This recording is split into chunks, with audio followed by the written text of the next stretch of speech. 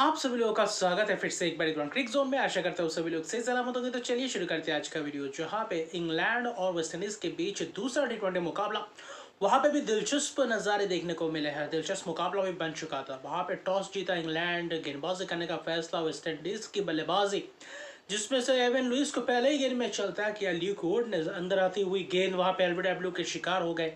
लेकिन वहां पे जॉनसन चार्ल्स और कप्तान शाई होप ने जो पारी को संभाला और वहां पे जो तगड़ा प्रहार किया। पावर प्ले के आखिरी 3 ओवर में कहीं ना कहीं वहां पे बेहतरीन प्रदर्शन किया। वहां पे शाई होप ने वो छक्के पे छक्के लगाया। शाई होप अलग ही अंदाज में दिखे पावर प्ले में। फिर कहीं ना कहीं जॉनसन चार्ल्स ने भी वैसी प्रहार करते हुए नजर आए। पहले टी20 में जैसा किया था, छोटी सी पारी के लिए थी, वैसा ही दूसरे टी20 में भी दिखाई दिया। लेकिन ऐसा नहीं कि उसके बाद तेजी से रन्स बटोरे।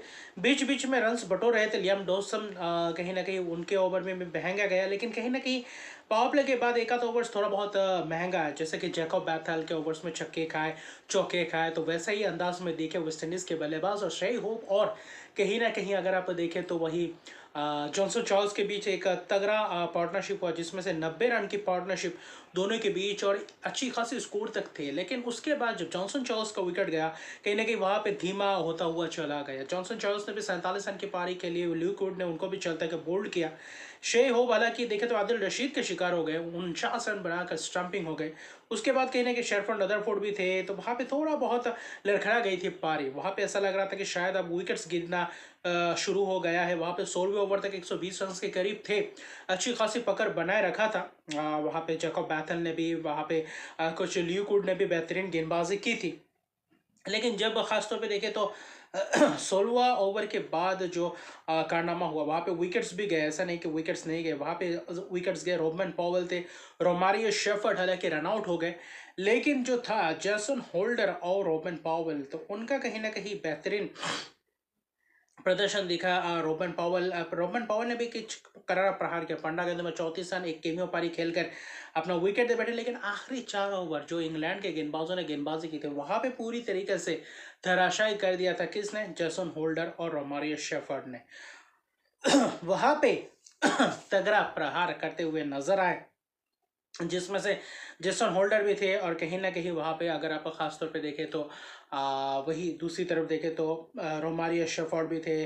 तो कहीं ना कहीं वहां पे अगर आप बात करें तो वह जो 17वां ओवर था, वहां पे रोबन पॉवेल ने करारा प्रहार, उस ओवर में जो करीबन 18 रन छक्के चौकों के मदद से बनाए और वही कहीं ना कहीं कमबैक करवाया वेस्ट इंडीज के बल्लेबाजी क्रम को। और वहां पे उस ओवर में 20 रन आए लियाम डॉसन के ओवर में। वहां पे ऐसा लगा कि शायद यहाँ से मैच तगड़ा वापसी करेंगे वेस्ट इंडीज की टीम। फिर देखें तो 18वां ओवर ब्राइडन कार्ड्स आते हैं, रोबन पॉवेल का विकेट गिरता है।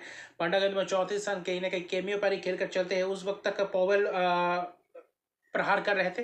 लेकिन उसके बाद कहीं ना कहीं जो आदिल रशीद ने 19वां ओवर डाला और वही कहीं ना कहीं करारा प्रहार। वहां पे होल्डर ने 3 छक्के, दो छक्के, रोमारियो शेफर्ड, उस ओवर में 5 छक्के लगाए आदिल रशीद को और 31 रन दिए उनके। शायद टी20 आई कैरियर का ये सबसे महंगा ओवर था, 31 रन एक ओवर में। और वहां मैच पूरी तरीके से वापसी कर गए। ल्यूकोट के आखिरी ओवर में भी विकेट्स गए, लेकिन वहां पे भी रन्स बनाए। तो कुल मिलाकर देखें तो आखिरी के 4 ओवर में 75 रन्स बनाए, जो कि काबिल तारीफ है। 34 रन 15 गेंदों में रोबन पावेल और 9 गेंदों में 29 रन बाद जेसन होल्डर 3 छक्के 2 छक्के, रोमारियो शेफर्ड रनआउट हुए।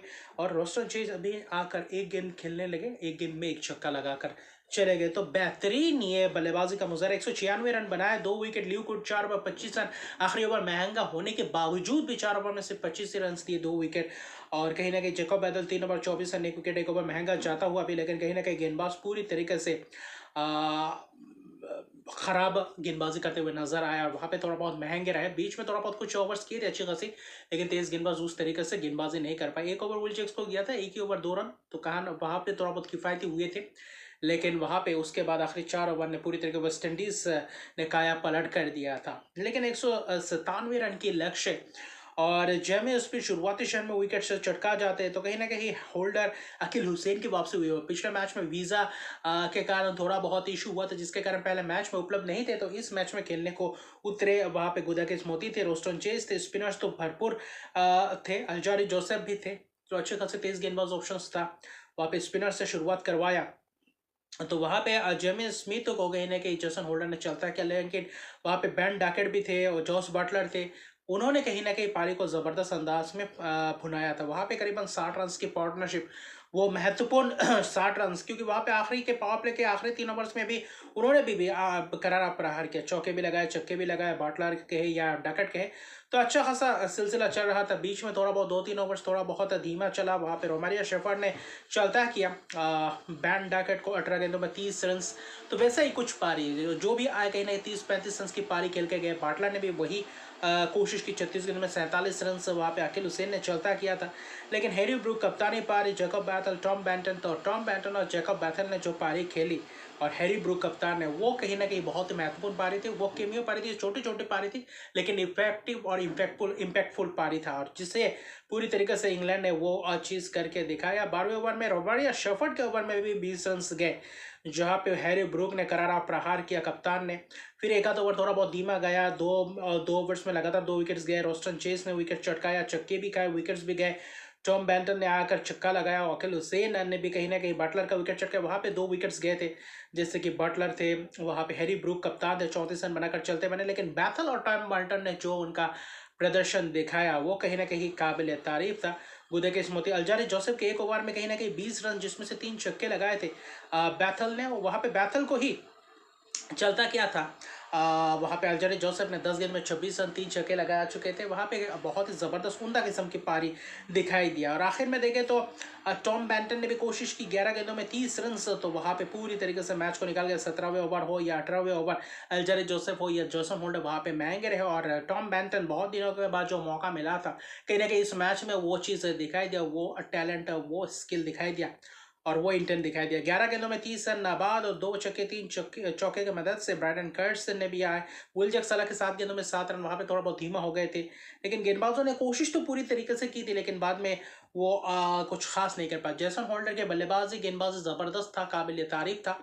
लेकिन वहाँ पे देखें तो इंग्लैंड ने ज़बरदस्त वापसी की आखिर के 2-3 ओवर में, और वहाँ पे 18.3 ओवर में ये चेस करके 197 की जगह 199 रन बना गए, चौका लगाकर मैच जीता। और इसी के साथ 4 विकेट की बेहतरीन जीत। कहीं ना कहीं वेस्टइंडीज ने जो 4 ओवर में जो 75 रन जरे थे, वो कहीं ना कहीं फर्क बन चुका था। लेकिन गेंदबाजी भी बेहतर की थी। लेकिन आखिर में टॉम बेंटन और कहीं ना कहीं जैकब बैथल की वो जो कैमियो पारी थी, उसने कहीं ना कहीं तराशाई कर दिया था वेस्टइंडीज के गेंदबाजों को। वरना अच्छा खासा सभी आए थे, 30 रन, 45 रन, 30 रन ऐसा करके रन बटा कर गए।